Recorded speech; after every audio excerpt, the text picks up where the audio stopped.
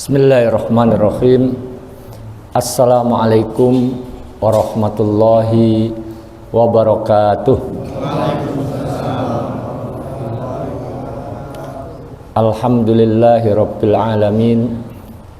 Wassalatu wassalamu ala asyrafil anbiya'i wal mursalin Muhammadin wa ala alihi wa sahbihi ajma'in.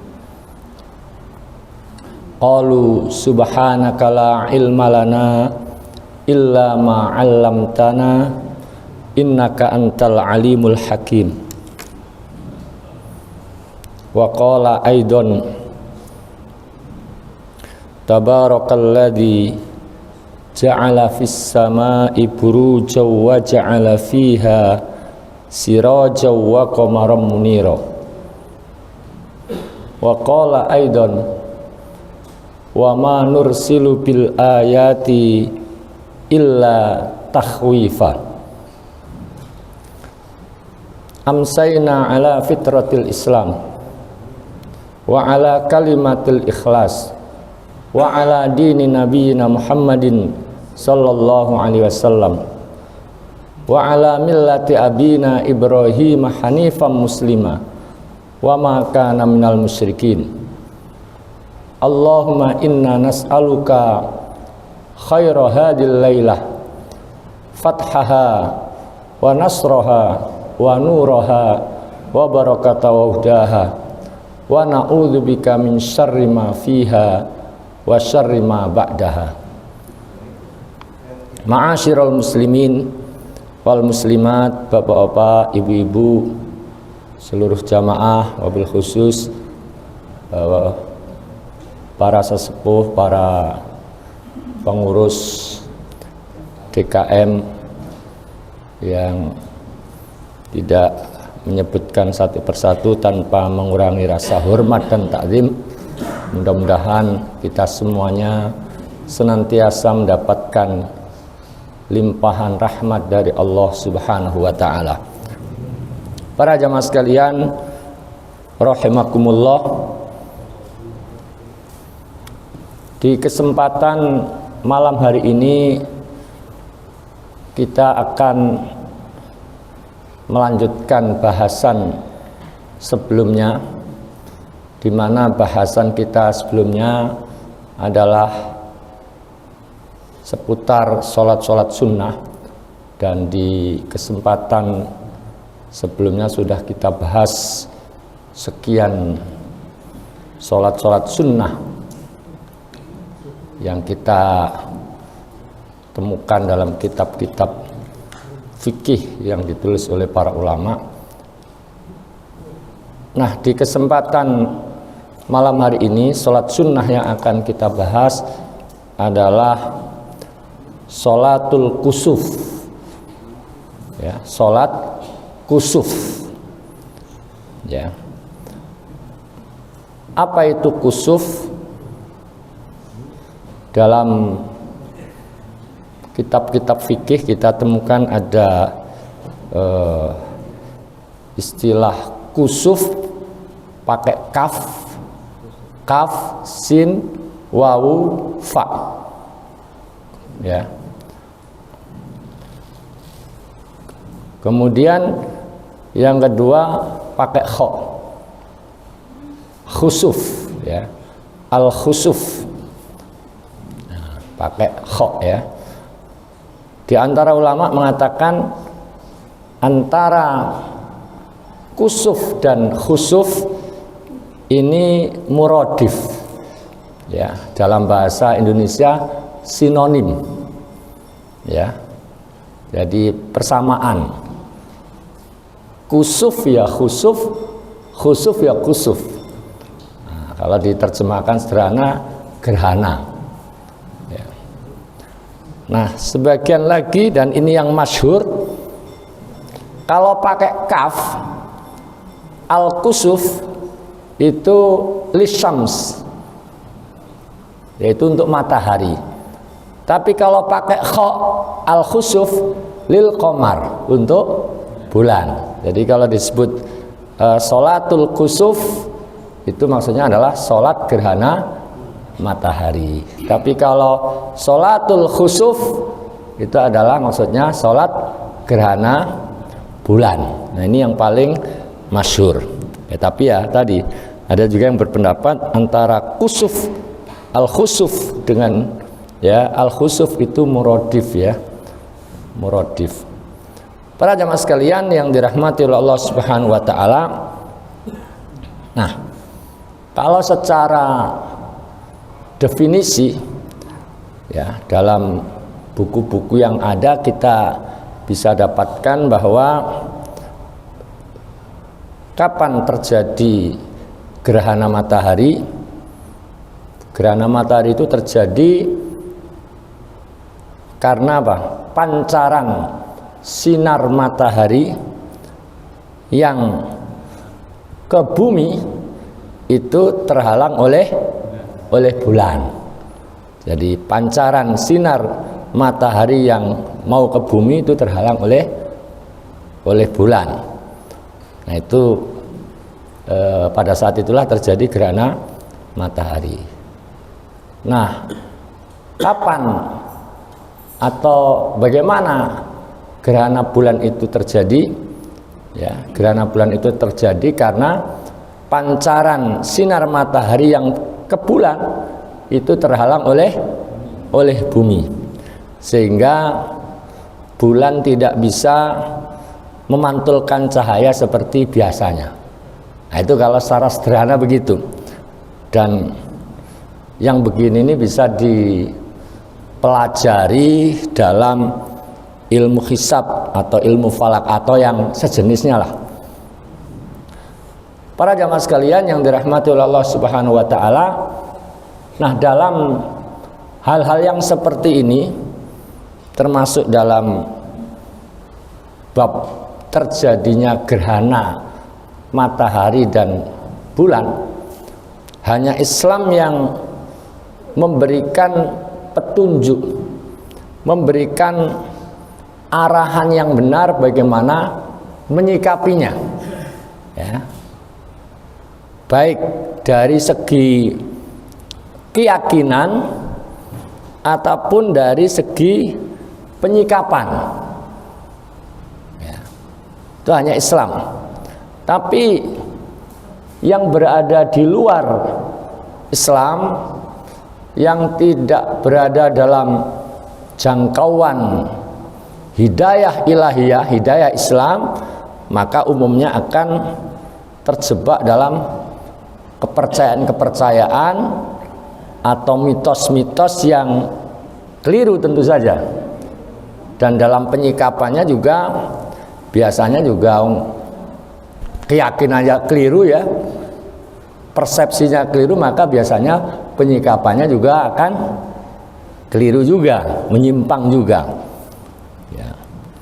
Contoh misalnya ya, mitos atau anggapan, keyakinan ketika terjadi gerhana itu menurut sebagian masyarakat karena matahari atau bulan itu ditelan oleh apa? Raksasa, oleh apa? Nah, itu tadi ya. Atau oleh naga langit lah, atau matahari berantem sama bulan dan seterusnya ya, macam-macam. Termasuk juga ada anggapan kalau terjadi gerhana itu entah matahari atau bulan itu bisa menciptakan medan energi negatif.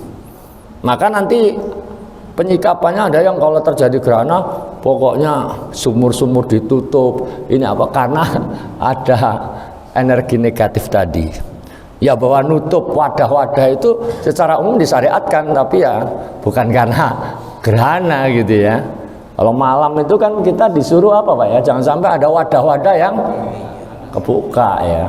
Taruhlah nggak ada tutup, itu apa kayak yang tetap dijadikan penghalang atau penutup gitu ya. Misalnya kayu dimelintangkan, kalau seandainya tutupnya dicari-cari nggak ketemu atau dibalik gitu. Jadi ada perintah untuk nutup-nutup wadah itu, tapi ya bukan karena gerhana gitu ya. Nah, para jamaah sekalian yang dirahmati oleh Allah Subhanahu wa taala, ada juga yang menyikapi dengan ya nabuh lesung, kaleng beras, ya Pak ya. Ada yang terus petasan dibakar, ada yang terus bakar cabai dan seterusnya. Ya karena keyakinannya salah, persepsinya salah, ya akhirnya ya sikapnya, penyikapannya juga cenderung keliru juga ya. Bahkan ada yang kalau lagi istrinya hamil itu ya suruh apa Pak? Ngumpet di mana Pak? Nah, di kolong dan seterusnya ya.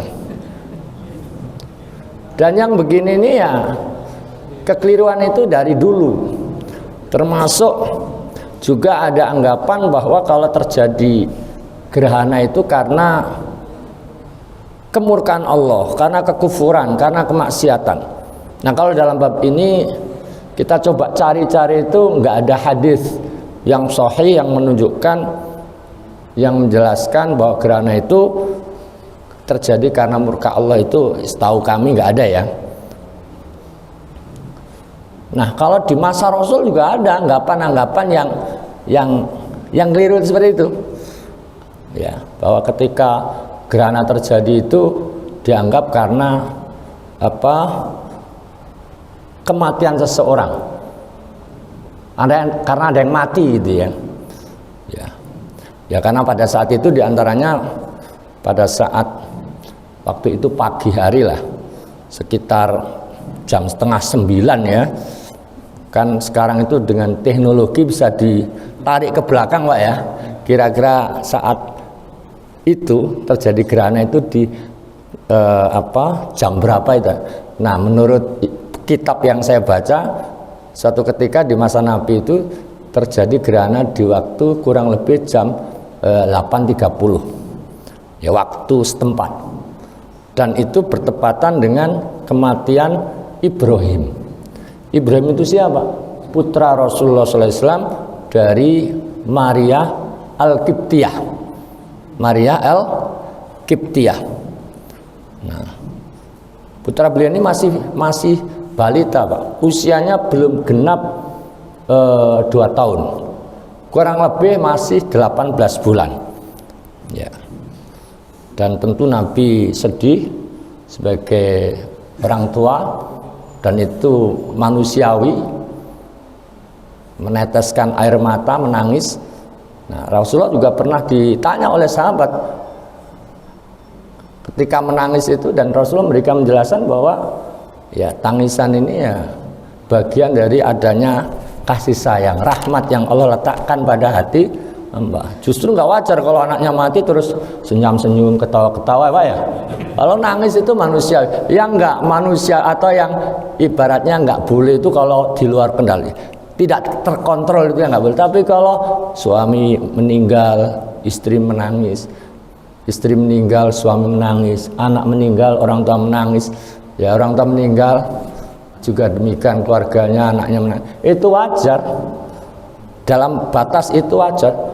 Nggak usah dilarang, jangan nangis, jangan sampai air mata jatuh. Ya gimana air mata ya, masa ini dibalikin lagi nggak bisa ya. Yang nggak boleh itu kalau meraung-raung ya, istilahnya lepas kontrol nggak boleh. Tapi kalau tidak menangis, itu Nabi sendiri ketika putra beliau meninggal, beliau juga menangis. Nah para jamaah sekalian, kalau kita lihat dalam kitab hadis yang sahih itu bertepatan dengan terjadinya gerhana matahari. Dan kemudian qalan nas kasafati syamsu limauti Ibrahim. Sekarang terjadi gerhana ini karena Ibrahim mati. Ibrahim di sini adalah putra Nabi Muhammad Sallallahu Alaihi Wasallam. Maka Nabi menjelaskan bahwa inna syamsa wal qamaro la yang kasifani limauti ahadin wala li hayati.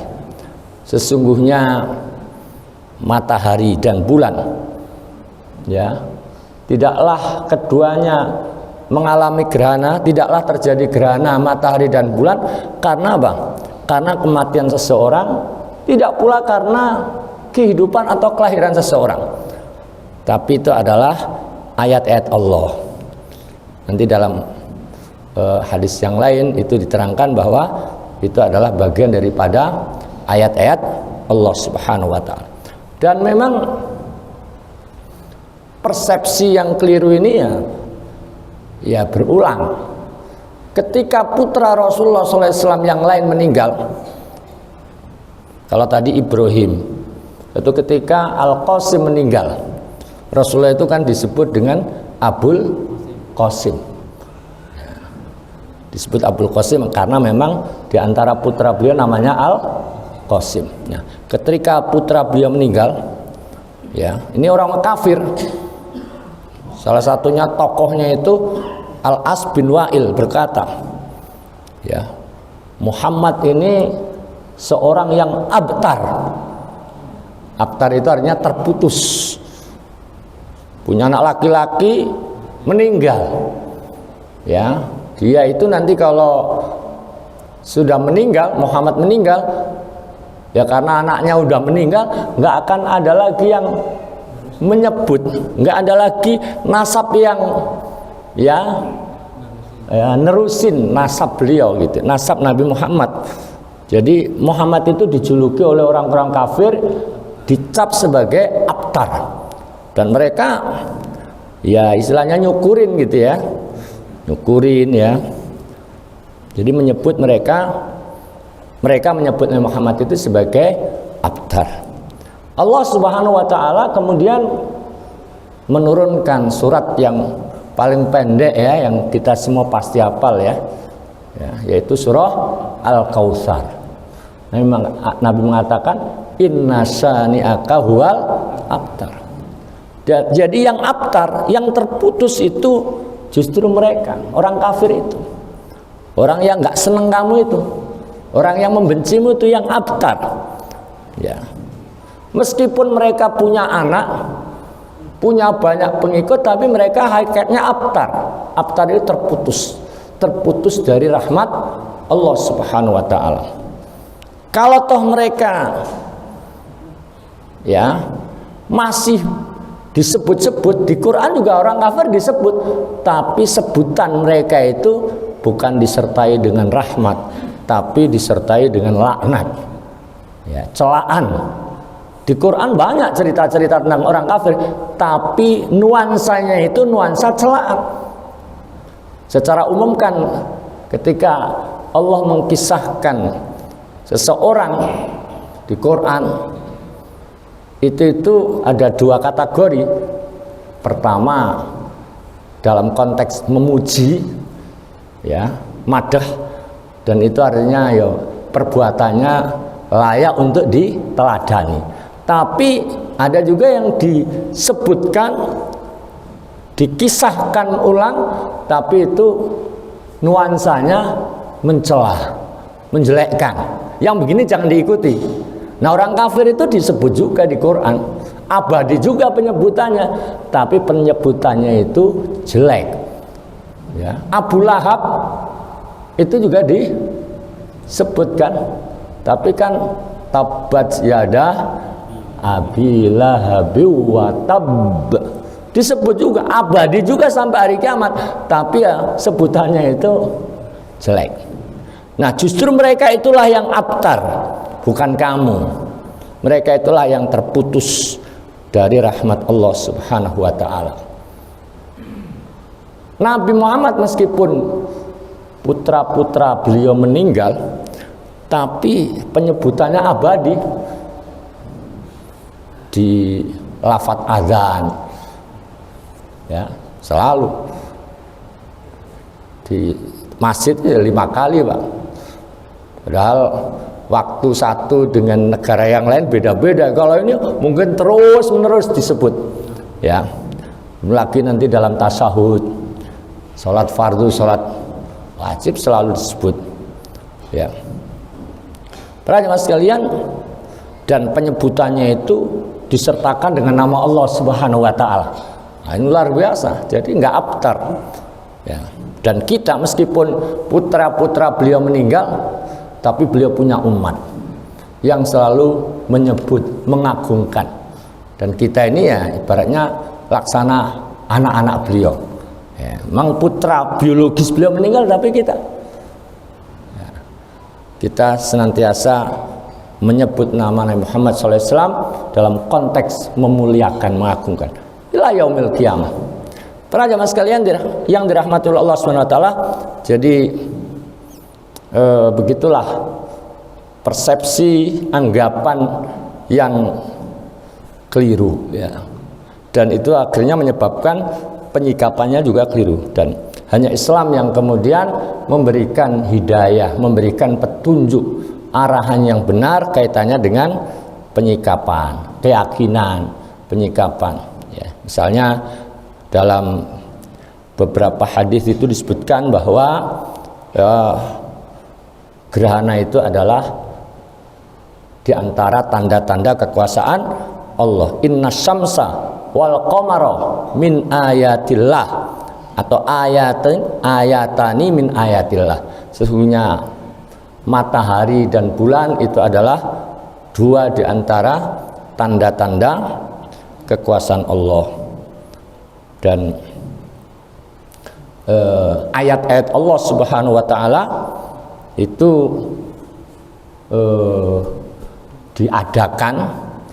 dihadirkan oleh Allah, itu diantaranya adalah untuk yukhawwifu bihima ibadah, untuk membuat hamba-hambanya, kita ini merasa takut, merasa kemudian punya semangat untuk takut dan mengagungkan Allah Subhanahu wa taala. Ya, dari peristiwa itu juga kemudian kita diberikan semacam pesan, kesadaran bahwa sebagaimana Allah punya kuasa untuk membuat matahari dan bulan ya terang benderang, bulan bercahaya, maka Allah pun punya kemampuan untuk membuatnya redup, membuatnya tidak bercahaya, baik sebagian atau secara keseluruhan. Kan gerhana ada yang sebagian, ada yang total. Termasuk Allah punya kuasa ya, setiap hari Allah menerbitkan matahari dari arah timur terbenam di arah barat. Tapi pada saatnya nanti ketika Allah mau, Allah bisa membuat matahari terbit dari arah barat. Dan pada saat itu adalah menjelang datangnya hari kiamat ya. Seperti di dalam satu hadis, la taqumus sa'atu hatta tatlu asy-syamsu min maghribiha. Kiamat tidak akan terjadi sampai matahari terbit dari arah barat. Nanti secara teknisnya ini ahli ya, para ahli yang mungkin bisa menjelaskan secara ilmiah, tapi Nabi mengatakan demikian. Nah, kalau sekarang orang diberitahu, dikasih tahu, tidak percaya, tidak.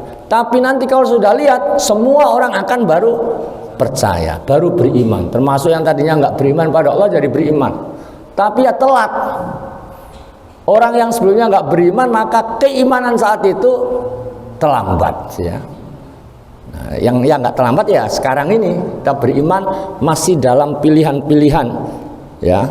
Kita beriman ya bisa, nggak beriman bisa, tapi kita milih beriman. Ini bermanfaat. Nanti orang mau nggak mau harus beriman. Nah, beriman pada saat itu udah nggak ada gunanya. Sebagaimana di dalam satu hadis juga diterangkan, amanaman 'alaiha fadzalika hina la yanfa'u nafsan imanuha lam takun amat min qabl.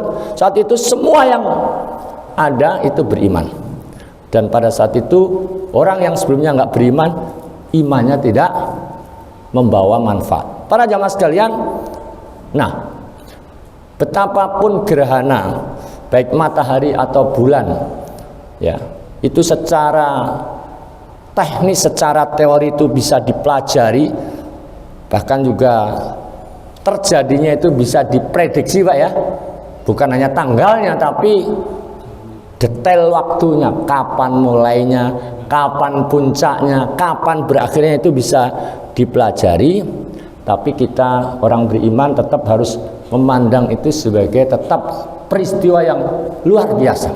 Karena ada yang menganggap ini mah biasa, ya, karena bisa dipelajari tadi itu akhirnya dianggap sebagai biasa. Maka penyikapan orang kan juga ketika terjadi gerhana matahari ya biasa aja. Tapi kalau yang beriman itu diajarkan untuk menganggap ini tetap sebagai peristiwa luar biasa, peristiwa yang kemudian harusnya menghadirkan rasa takut kepada Allah, mengagungkan Allah.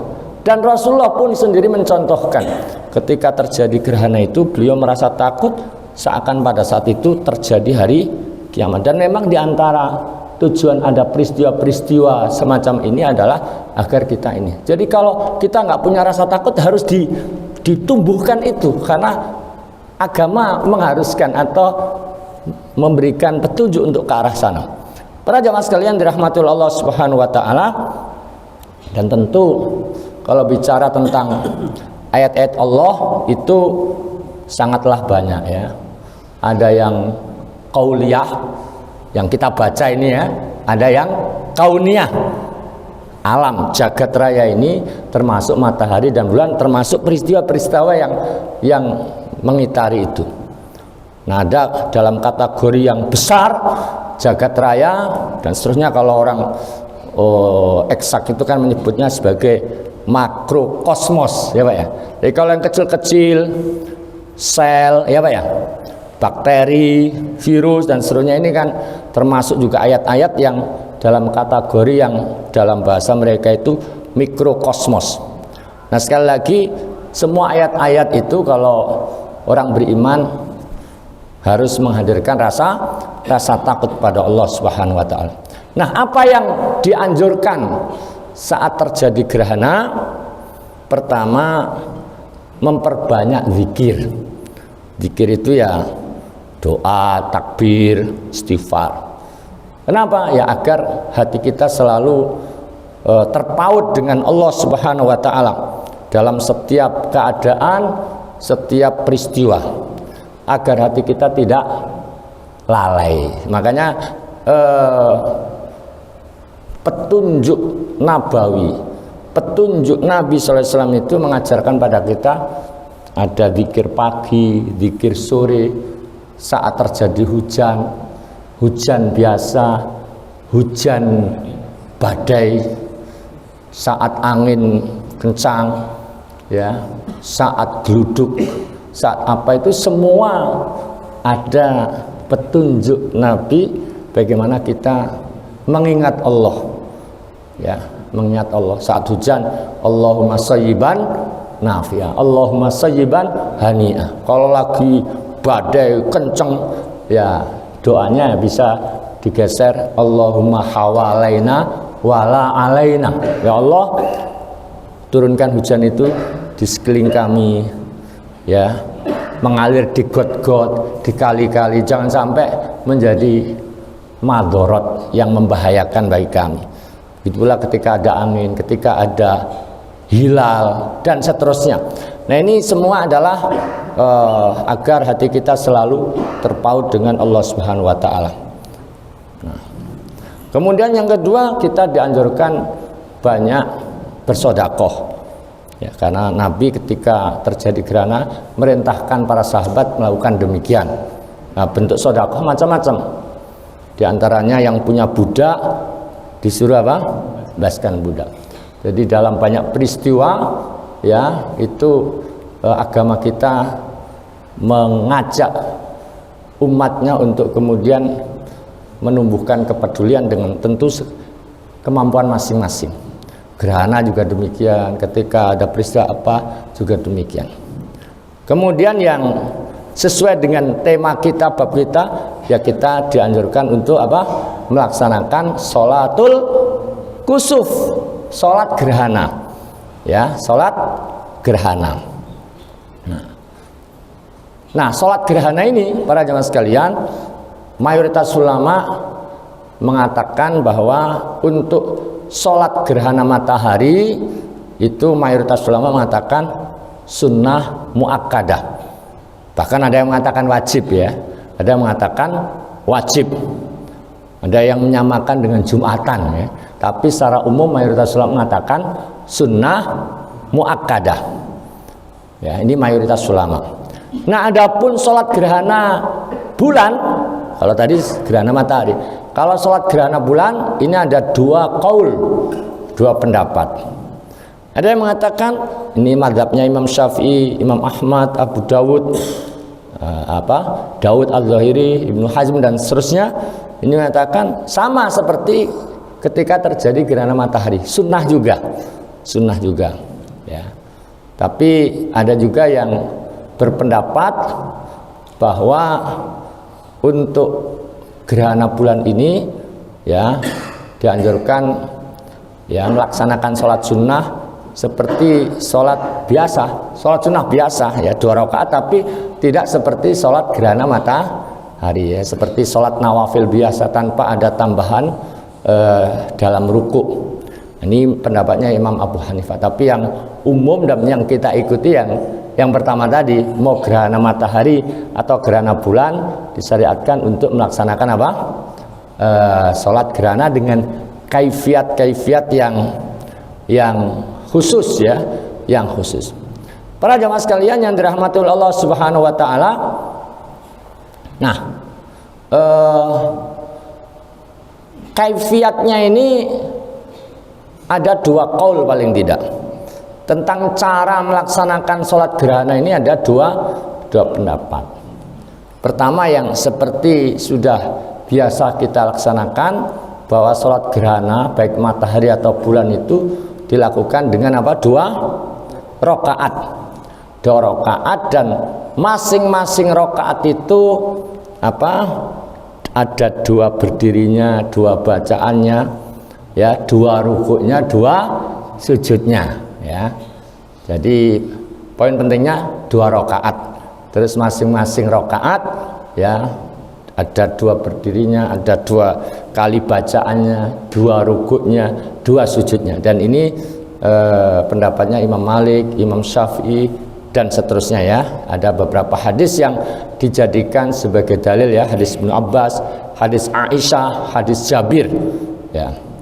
Pendapat kedua ya, pendapat kedua ini pendapatnya Imam Abu Hanifah ya. Ya, pendapatnya Imam Abu Hanifah artinya juga salah satu pendapat yang masyhur juga gitu ya. Cuma di kita nggak dipakai ya. Bahwa mau gerhana bulan mau gerhana matahari itu tadi dilakukan dengan 2 rakaat, tapi caranya ya seperti sholat sunnah biasa ya. Masing-masing rakaat itu 1 kali berdiri ya, 1 kali ruku, sujudnya 2 kali ya. Kalau tadi kan beda ya, beda. Nah jadi ini sama seperti kasairin nawafil, seperti sholat-sholat sunnah biasa. Tapi dari 2 pendapat ini, menurut muallif kitab Shahih Fiqh Sunnah, yang paling sahih yang sudah biasa kita lakukan, yaitu pendapat jumhur ulama, yaitu dengan kaifiat yang sudah biasa kita lakukan.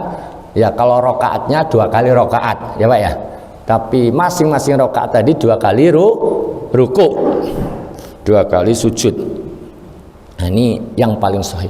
Di luar itu para jamaah sekalian ada juga yang menyebutkan kaifiat yang lain. Jadi 2 rakaat tapi masing-masing rakaat itu 3 ruku. 3 ruku, 2 sujud. Ada juga yang berpendapat ya tetap 2 rakaat tapi masing-masing rakaat 4 ruku. Ya, ini ada juga yang berpendapat seperti itu, Pak. Ya, tapi kata Ibnul Qayyim, para ulama-ulama besar seperti Imam Bukhari, Imam Syafi'i itu tidak mensahihkan kaifiat tersebut dan menganggap itu nggak tepat, nggak keliru, ya keliru ya. Tetap kita sebutkan sebagai satu ilmu ya, tapi kaifiat yang terpilih, yang kuat itu adalah yang biasa kita lakukan tadi ya, yaitu 2 rakaat dan masing-masing rakaat itu adalah 2 ruku, 2 sujud ya. Ini kaifiat yang paling sahih, paling rajih. Nah, para jamaah sekalian yang dirahmati oleh Allah Subhanahu wa taala. Nah, kalau disimpulkan caranya ya, pertama ya tentu niat ya. Niat dalam hati, dan kemudian diawali dengan takbiratul ihram. Terus istiftah. Kenapa ini perlu disampaikan? Ya, karena sholat gerhana ini kan sunnahnya kalau dalam kondisi normal dan bisa dikerjakan ya disunahkan berjamaah di masjid. Tapi kalau dalam kondisi tertentu ketika ada udzur, ya pribadi-pribadi di rumah pun tetap dianjurkan. Misalnya nih Pak, ini di masjid kok nggak ngadain, pengurus diinfokan tidak ada reaksi untuk mengadak, ya udah kita ngadain atau melaksanakan di rumah masing-masing. Jadi tetap masing-masing kita ini berkepentingan untuk tahu secara pribadi, secara mandiri. Kalau di masjid kan tinggal ngikut, ya Pak ya. Nah, kalau sendiri kan tetap harus. Nah, bagaimana caranya? Tadi ya secara umum ya, karena ini ibadah ya niat. Terus yang kedua takbir. Terus baca iftitah, baca ta'awud, baca Fatihah seperti biasa, terus baca surat. Karena gerhana itu kan, apalagi kalau sekarang kan sudah bisa diprediksi Pak ya, kira-kira berapa lama durasinya. Maka kalau bisa ya dipanjangkan bacaannya. Ya, Pak, saya nggak hafal itu panjang-panjang ya. Kalau memang untuk kepentingan biar panjang tadi boleh kita baca mushaf ya, baca mushaf. Entah kita pegang atau yang biasa dipasang itu. Ya, utamanya kalau pribadi ya Pak ya, sendiri kita bisa panjangkan sesuai dengan perkiraan durasi tadi. Ya, durasi. Nah, setelah baca surat yang panjang ya, silahkan sesuai kemampuan ruku. Ya, Allahu Akbar, ruku, terus kemudian rukuknya juga dipanjangkan. Ya, panjangkan itu artinya bacaannya ya diulang-ulang gitu ya, berapa ya dipanjangkan sesuai dengan kemampuan kita. Jangan juga kita rukuk dipanjangkan, kita nggak kuat malah nyungsep ya Pak ya. Ya jangan, ya sesuai kemampuan. Tapi kalau berjamaah ya tetap nanti tanya pengurus, utamanya kalau imamnya bukan orang masjid tersebut. Ini kira-kira mau dipanjangkan kira-kira berapa Ustadz? Berapa di sini yang kira-kira jamaah ya masih bisa menerima dan nggak kapok? Karena kadang-kadang maunya dipanjangkan, kalau nggak memperhatikan jamaah, besok lagi jamaahnya itu malah nggak mau karena kepanjangan gitu ya. Jadi tetap harus dikomunikasikan. Setelah ruku, bangkit dari ruku, sami Allahu liman hamidah rabbana walakal hamdu, bacaan itu atau yang bacaan yang lain, karena ada berapa redaksi bacaan rabbana walakal hamdu ya. Ya, biasanya langsung sujud, ini tidak sujud tapi dilanjutkan dengan baca surah Al-Fatihah lagi, kemudian dilanjutkan dengan baca surat ya panjang tapi tidak sepanjang yang pertama, ya disesuaikan saja. Setelah itu ruku, untuk yang kedua kalinya rukuknya panjang tapi tidak sepanjang yang pertama. Setelah itu bangkit dari ruku, sami Allahu liman hamidah rabbana walakal hamdu. Nah, setelah itu baru kemudian sujud ya. Terus bangun dari sujud ya, duduk di antara sujud, terus sujud lagi, baru kemudian bangkit ke rakaat kedua. Nah, ini baru rakaat pertama. Kemudian bangkit ke rakaat kedua, dan setelah itu melakukan apa yang dilakukan pada rakaat yang pertama dengan durasi yang ya lebih pendek. Nah, jadi kira-kira begitu. Jadi sholat gerhana ini secara umum sunnahnya dikerjakan berjamaah, dan bahkan wanita pun di masa Nabi juga ikut sholat gerhana. Nah, sekiranya nggak ada yang mengerjakan atau karena satu hal dan yang lainnya, ya kita bisa tetap melaksanakan sendiri di rumah, karena ini sunnah muakkadah. Bahkan ada yang mengatakan wajib. Pak, kita sebenarnya mau ngadain, tapi ini nggak siap khutbahnya. Khutbah ini ya beda dengan Jumatan. Nanti dalam bab khutbah itu ada di antara ulama mengatakan apa yang dilakukan Nabi itu sebenarnya sebagai respon karena ada kesalahpahaman, jadi ada penjelasan. Nah, penjelasan itulah yang kemudian jadi dianggap sebagai khutbah. Tapi bagaimanapun tetap sunnah. Tapi seandainya nggak ada, hanya siap jadi imam, saya kalau ngimami sanggup, tapi kalau suruh khutbah saya nggak siap misalnya, karena tiba-tiba yang diminta jadi imam dan khotib nggak datang nih, ya nggak usah khutbah, nggak wajib. Nah, apalagi sudah beberapa kali masyarakat juga sudah paham tentang hakikat gerhana, nggak ada khutbah juga nggak ada masalah, meskipun kalau bisa diadakan, tapi itu tidak seperti Jumatan. Kalau Jumatan ya bagaimanapun harus itu rangkaian ya. Jadi ini tetap pernah di rumah. Kalau sholat sendiri masa khutbah, ya Pak ya. Nah, jadi tetap ya. Ya kecuali kalau kemudian sama keluarga gitu ya mungkin ada penjelasan gitu. Jadi ini kenapa diterangkan ya, karena tadi ya idealnya tetap dilakukan ya, kalau nggak bisa berjamaah ya dilakukan secara mandiri ya di rumah. Nah, para jamaah sekalian, terakhir ya, bahwa ketika terjadi peristiwa-peristiwa yang seperti gerhana, kita umat Islam itu dianjurkan untuk melihat peristiwa itu tidak hanya dengan ya ilmu-ilmu zahir, ilmu falak dan seterusnya, tapi tetap harus dengan yaitu ya, tapi harus dikokohkan dengan pandangan yang dipenuhi keimanan kepada Allah Subhanahu wa taala. Ya, keimanan kepada Allah, terus petunjuk Islam tadi bahwa peristiwa ini ada, itu diantaranya hikmahnya adalah untuk menghadirkan rasa takut, untuk menyadarkan kita betapa kita ini begitu lemah di hadapan Allah, betapa Allah sangat kuasa melakukan apa saja yang Allah kehendaki. Dan kita juga dalam kaitan dengan ini dianjurkan untuk mengedepankan berpikir secara benar, berpikir dengan basic ilmu sehingga melahirkan ilmu yang manfaat. Makanya dalam satu hadis Rasulullah mengatakan tafakkaru fi khalqillah wala tafakkaru fillah. Berpikirlah, tafakkurlah dalam ciptaan Allah. Ya, tapi jangan pada zatnya Allah Subhanahu wa taala. Terakhir ya, dengan peristiwa gerhana dan yang lain-lainnya ini tentu kita mesti mencontoh betapa matahari dan bulan ini adalah dua makhluk yang begitu taat. Disuruh bersinar, bercahaya ya bersinar, disuruh terbit dari arah timur ya timur, suatu ketika disuruh terbit dari arah barat ya nurut.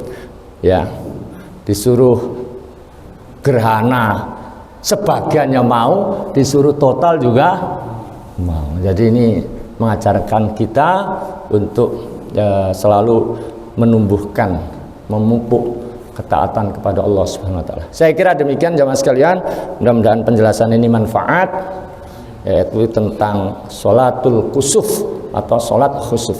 Hadanallahu wa iyyakum ajmain. Subhanakallahumma bihamdika asyhadu an la ilaha illa anta astaghfiruka wa atubu ilaik.